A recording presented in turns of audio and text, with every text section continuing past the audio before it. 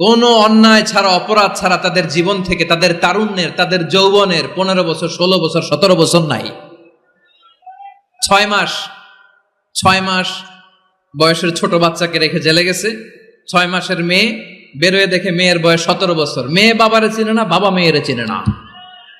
মেয়েকে এখন বিয়ে দিয়ে আরেক ছেলের হাতে তুলে দিবে। মেয়ের শৈশব বাবা দেখে নাই, মেয়ের কৈশোর বাবা দেখে নাই, মেয়ের তারুণ্য দেখে নাই।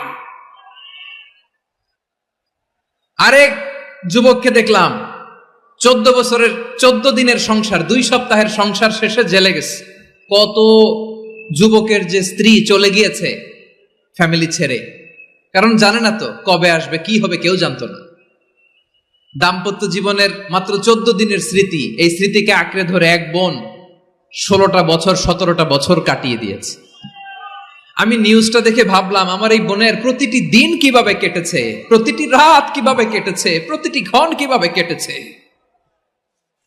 বিশ্বনবী বলেছেন, ইত্তাকি দাওয়াতাল মাজলুম ফাইন্না লাইসা বাইনাহু ওয়া বাইনাল্লাহি হিজাব।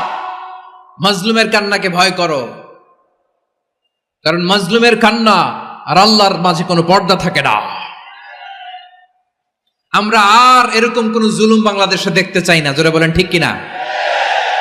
আর কেউ নতুন করে জালিম হোক আপনারা চান?